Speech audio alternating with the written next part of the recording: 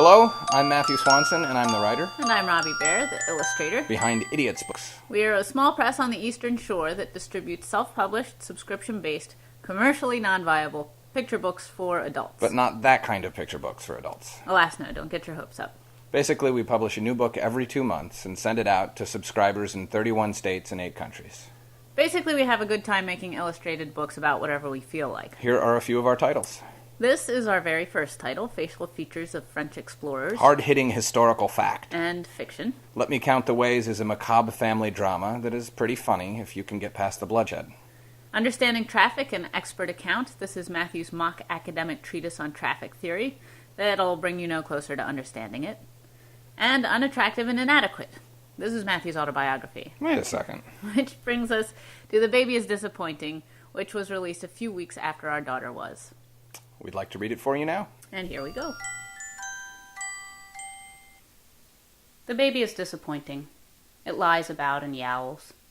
There are passing moments of minor satisfaction, but frankly, we had expected more. The baby is not agile. It cannot leap or jog or lick a stamp. The baby is tremendously conceited, demanding our attention always. Look at me, it seems to say. I am so important. At least it cannot talk. At least we do not have to hear it brag. The baby is careless, betraying an indifference to matters of propriety. Why, baby, why can't you try a bit harder? This hard-won world was meant for those of us who strive. We have been compelled to show the baby to our friends, in spite of its failure to entertain. They lavish gifts and kindness. They make a show of taking photographs. They laugh amongst themselves, our former friends, once they have returned to their stylish bohemian lives. The baby is ungrateful. Before it came, we painted its room in cheerful hues. We filled our home with colorful, non-toxic objects. And now it rewards us with howling or indifference, and unwelcome odors that linger in the hallway. The baby is disconsolate. It will not tell us what it wants.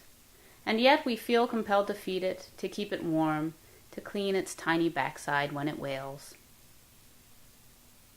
The baby is inconvenient. How can we go to parties now? We had failed to consider the matter of parties. How can we dash to Cabo for the weekend? It makes no earthly sense, this baby.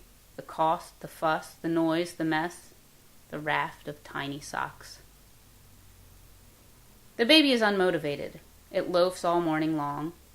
As the afternoon slides past, the world's work remains undone, and all the while this baby drifts in dreams of better days. And yet it does not smile. It does not know how. The baby is greedy. We have given all we have, and yet it begs for more. And so we give it more. It pleads for the moon. We give it the moon. It wails for the stars. We buy it a multi-pack of crotch-snap onesies, to which it responds with less than total gratitude. It's worse than last year's bankruptcy, this baby. It's worse than when the basement flooded. Our shame is blazoned on our brows, chronicled in our ravaged check register. The baby is not promising. It lacks grace. It is coarse. It is unclean. It wastes. It wrecks. It rants. It rails. It does not aspire. It will not achieve. We will contact the schools we had applied to in advance, explaining that the baby has received some better offers. And then we will take to our rooms and weep for things that might have been in other versions of our lives. The baby is asleep. The baby is sweet and agreeable.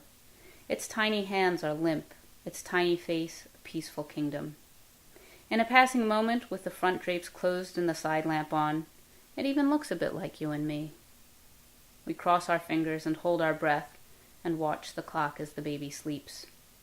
We count the seconds as they pass, bracing ourselves for decades to come. And that's it. Thanks a lot. Thanks.